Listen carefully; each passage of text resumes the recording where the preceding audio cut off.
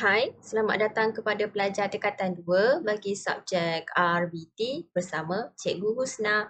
Okey, untuk hari ini kita akan masuk bab baru iaitu subtopik yang baru di bawah aplikasi teknologi juga iaitu 2.6 tentang reka bentuk makanan. So di akhir pembelajaran hari ini kita akan dapat dua pembelajaran kita lah iaitu 2.6.1 mentakrifkan reka bentuk makanan, kemudian 2.6.2 menjelaskan kepentingan reka bentuk makanan. Mentakrifkan tu maksud definisi definisi reka bentuk makanan. So first kita akan tengok dulu adakah makanan ini penting dalam kehidupan kita? So, kalau awak tengok dekat sini, ada macam-macam jenis makanan. So, makanan ini dia berkait rapat tau dengan kehidupan seharian kita kerana makanan ini merupakan keperluan primer manusia. So, dia ni bersesuaianlah dengan gaya hidup kita yang sekarang.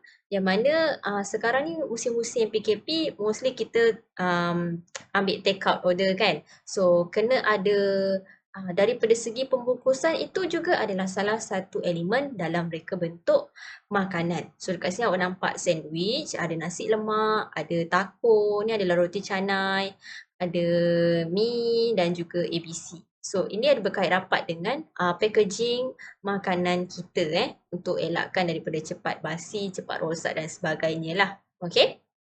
So kita akan masuk yang pertama iaitu 2.6.1 mentakrifkan reka bentuk makanan. Awak boleh rujuk dalam buku teks muka surat 146.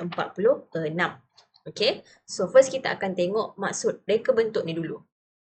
Okey, reka bentuk ni adalah pengetahuan tentang penghasilan idea secara terancang untuk menghasilkan sesuatu produk. So, reka bentuk ni mestilah mempunyai nilai estetika, fungsi, keupayaan, kepembuatan dan kebolehpasaran. Reka bentuk means like packaging dia, cara persembahan dia, fungsi ke tidak. So, itu bergantung kepada produk dia lah. Kemudian makanan. Makanan ni pula bermaksud sesuatu makanan yang boleh dimakan dalam bentuk pepejal atau cecair yang dihasilkan daripada haiwan ataupun tumbuhan. So makanan ni dalam bentuk pepejal ataupun cecair. Pepejal tu yang keras lah macam ayam ke yang kena gigit tu kan. Cecair ni macam air susu, air mineral. Okay. So ciri-ciri makanan ni dia ada bergantung kepada tekstur, rupa, rasa, bau dan juga warna. So, bila makan tu mesti ada rasa tekstur. Ada rasa lembut, ada rasa keras, ada rasa empuk. Macam tu lah. Rupa, mesti kita nak rasa makanan kita tu ada rupa yang cantik baru dia rasa menyelerakan. Rasa, kita ada rasa masam, masin, manis, lagi tawar, okay, bau. Mestilah nak tahu bau dia sedap ataupun tidak kan. Warna. Dalam masakan selalunya kalau awak tengok mak awak masak, dia akan lebihkan warna.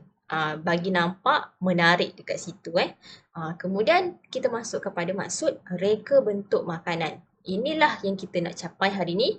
Maksud reka bentuk makanan ni pula adalah aktiviti merealisasikan idea kepada bentuk makanan yang melibatkan inovasi dan juga kreativiti. Dia adalah satu realisasi idea bentuk makanan itu sendiri yang melibatkan inovasi dan juga kreativiti. So, reka bentuk makanan ini dia dipengaruhi oleh permintaan, budaya, sosial, tempat dan juga cara hidup bermasyarakat. So, contohnya dekat bawah ni kita nampak nasi lemak dan juga roti canai. So, nasi lemak dengan roti canai ni, dia berubah mengikut trend semasa.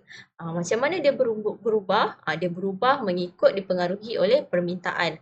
Ramai sekarang ambil breakfast adalah roti canai dengan nasi lemak. Sebab itu dah menjadi salah satu budaya, sosial, tempat, cara hidup bermasyarakat kita di Malaysia. Nampak? Dia berkait rapat Itulah maksud reka bentuk makanan. Okey?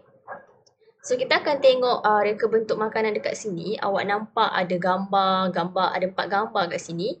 Gambar-gambar ini adalah contoh reka bentuk makanan yang berubah ikut trend Ini adalah pau. Kita nampak kat situ pau bentuk cendawan, bentuk jagung, bentuk ayam, bentuk udang.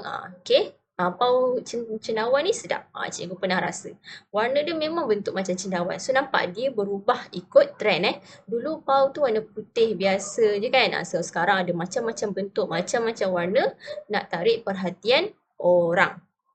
Okay, kemudian kita ada roti. Roti ni sebenarnya rasa dia sama je. Tapi bentuk dia berbeza. Dia ada corak macam bulat, ada bentuk S, ada bentuk panjang macam ni. Ini adalah contoh. Kemudian ada donat. Donat ini juga dia telah berubah ikut trend So setiap donat ni ada rasa yang berbeza. Kalau tak kita makan donat tu bersalut gula je kan. So ni ada macam-macam perisa. So dia telah berubah mengikut trend. Ini adalah toaster ataupun untuk sandwich lah, untuk breakfast. Ada sapuan-sapuan dekat atas dia nampak berbeza untuk setiap satu roti. Dia berubah mengikut trend juga. Okay. So ada 5 kumpulan nutrien makanan. Bila kita ambil makanan, pastikan makanan yang kita ambil itu seimbang. Okay. Ada 5 kumpulan nutrien makanan, iaitu yang pertama adalah karbohidrat lah. Karbohidrat ni daripada beras pula, nasi, roti, kentang. Vitamin pula dapatnya daripada sayur-sayuran dan juga buah-buahan. Kita ada protein dekat sini, kita ada ayam, ikan, telur, dan kita ada lemak dekat sini macam margarine. Okay, kemudian kita ada garam mineral, contohnya macam cheese, susu dan sebagainya lah. So pastikan makanan yang kita ambil itu adalah seimbang dan di bawah kumpulan nutrien makanan inilah. Okay. Kemudian kita akan masuk ke pentingan. So sebenarnya penting ke reka bentuk makanan ni? Pentinglah, sebab bila ada reka bentuk makanan itu, dia memberikan nafas baru dalam membangunkan sektor makanan negara. Kenapa memberikan nafas baru? Okey, contohnya kita ambil musim-musim PKP kan. Kebanyakan orang ambil makanan take out kan. So kita telah memberikan nafas yang baru kepada sektor makanan secara delivery. Okey, kemudian yang kedua, menawarkan sumbangan inovatif dalam industri makanan secara berterusan. So ada 4 aspek reka bentuk makanan yang kita kena tahu, yang mana berkait rapat dengan antara makanan dan juga reka bentuk lah. So dekat sini ada 4 aspek reka bentuk makanan, iaitu yang pertama adalah proses, kaedah dan ruang tempat produk diproses, diedar dan digunakan. So dekat sini aspek reka bentuk makanan itu, kita kena tahu dia proses dekat mana, apakah kaedah dia digunakan dan diedarkan menggunakan apa. So kita kena tahulah aspek reka bentuk makanan kita yang pertama. Yang kedua, makanan dari segi estetika, komunikasi dan juga perwakilan. Yang ketiga, peralatan perkakasan yang digunakan untuk diambil dan ambil makanan. So pastikan bila membuat reka bentuk makanan itu, peralatan perkakasan yang digunakan tu kita kena ambil kira. Okey, kemudian semua aktiviti komunikasi yang dilaksanakan untuk promosikan produk makanan. So, aktiviti promosi, kita boleh melakukan promosi secara apa? Secara atas talian, melalui surat khabar, melalui media elektronik dan sebagainya lah. Nak promote dekat orang makanan yang kita buat. Okey, sebenarnya ada 2 klasifikasi reka bentuk makanan. Ada 2 jenis klasifikasi reka bentuk makanan, 2 jenis klasifikasi, iaitu yang pertama, reka bentuk susunan makanan dalam pinggan ataupun bekas. So macam mana presentation makanan itu dalam pinggan dan juga dalam bekas. Itu adalah reka bentuk susunan makanan dia. Kemudian reka bentuk pada makanan itu sendiri. So dekat sini ada reka bentuk makanan yang kita tengok kat sini macam pizza dengan kek kan. Dia ada reka bentuk yang tersendiri. Okay, so dia ada 2 jenis klasifikasi reka bentuk makanan.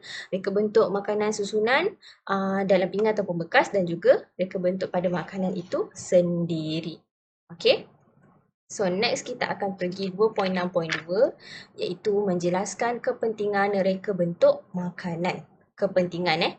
Ada 6 kepentingan reka bentuk makanan yang mana kita tahu penghasilan sesuatu reka bentuk itu adalah sangat penting untuk memenuhi keperluan psikologikal dan sosial masyarakat. So ada 6 kepentingan. Yang pertama adalah kebebasan memilih kepada pengguna. Yang kedua, menzahirkan nilai estetika. Yang ketiga, melindungi etika sosial.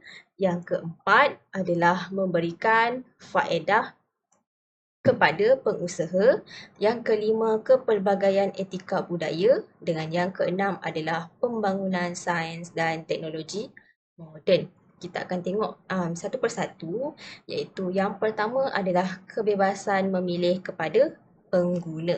Okey, kita tahu sebenarnya sekarang ni setiap orang dia ada cita rasa yang tersendiri. Cara gaya hidup dia, cara pendapatan dia. So setiap perubahan cita rasa, gaya hidup dan pendapatan pengguna ini, dia boleh menyebabkan sesuatu reka bentuk itu mengalami evolusi yang kreatif mengikut trend. Okey? Contohnya nasi lemak. Ini adalah nasi lemak biasa. Nasi lemak yang dibungkus dalam daun pisang. Ini adalah nasi lemak yang kita kononnya makan di kedai, contohnya di kedai yang 2 bintang ataupun 3 bintang. Ini adalah nasi lemak yang kita makan full set sekali dengan ayam berempah dan juga sambal telur.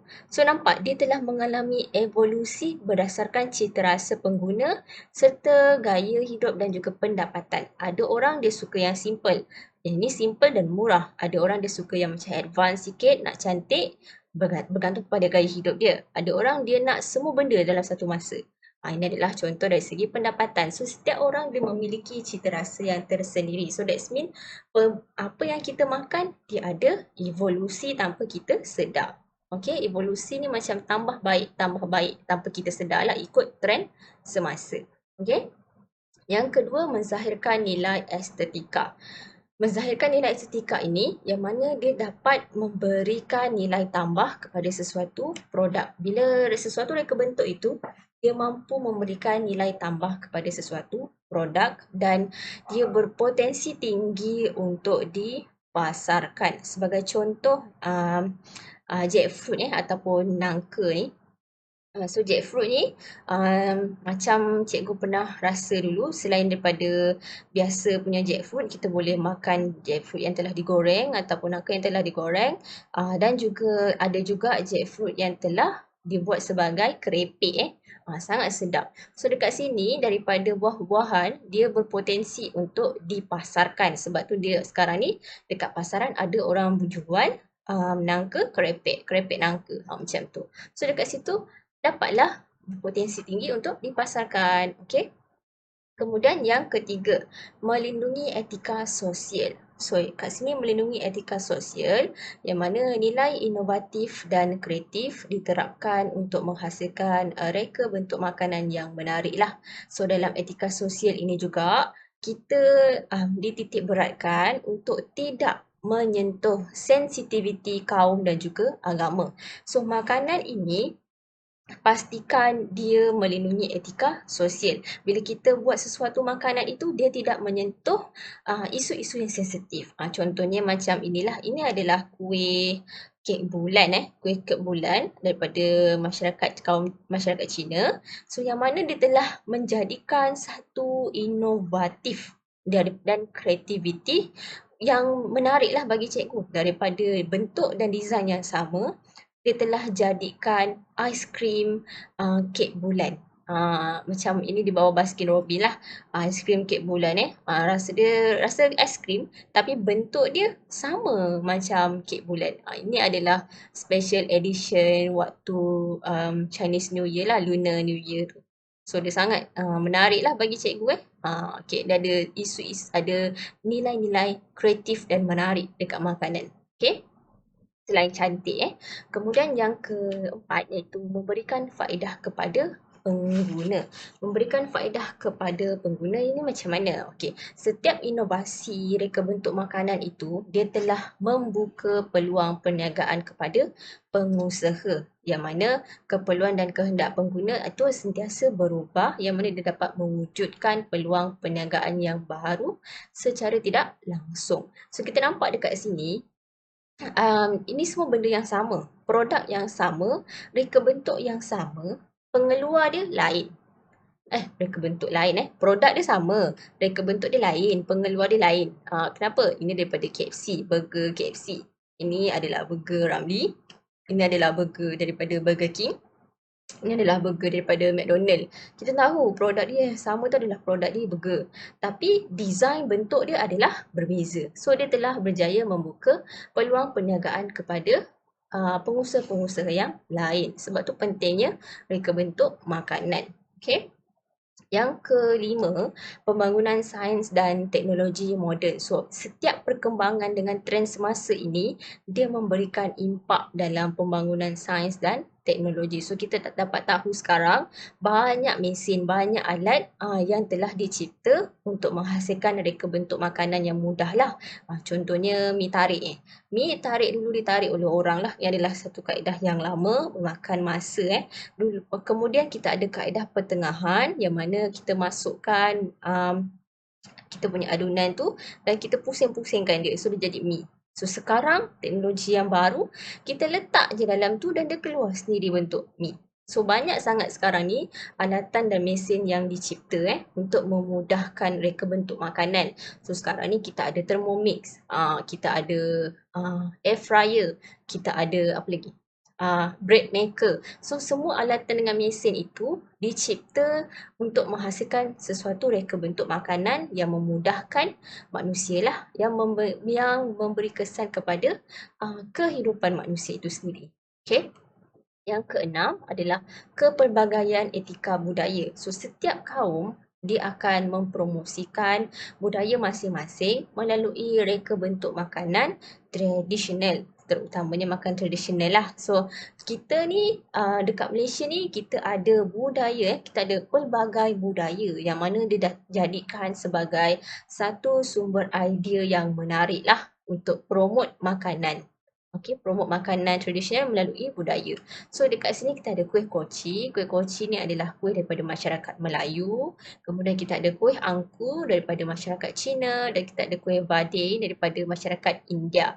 Cikgu pernah makan kuih badai ni lah, tapi sangat sedap. Okey, awak boleh cuba Selain daripada tiga ni, kita ada juga kuih-kuih yang lain yang mana disebabkan kepelbagaian etika ni, secara tak langsung kita boleh dapat rasa makanan setiap masyarakat. Okey.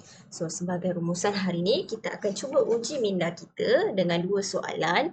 So yang pertama, nyatakan jenis reka bentuk makanan yang berikut. Awak nampak bentuk ni adalah bentuk pinggan. So dia adalah apa dia? Dia adalah reka bentuk susunan makanan dalam pinggan ataupun bekas. Kemudian kita nampak pau. Pau. So ini adalah reka bentuk pada makanan itu sendiri. Okey. Yang kedua, lengkapkan kepentingan reka bentuk makanan yang berikut. So yang pertama, kepentingan dia adalah kebebasan memilih kepada pengguna. Awak yang berhak, awak nak pilih makan apa. Betul. Hari ni contohnya, hari ni saya rasa nak makan burger. Awak yang pilih awak nak makan burger. So bukan makanan itu yang pilih awak yang pilih makanan. So kebebasan memilih adalah pengguna. Yang B, menzahirkan nilai estetika. Ketiga, melindungi etika sosial. Yang keempat, memberikan faedah kepada pengguna. Yang kelima, pembangunan sains dan teknologi moden. Yang keenam adalah kepelbagaian etika budaya.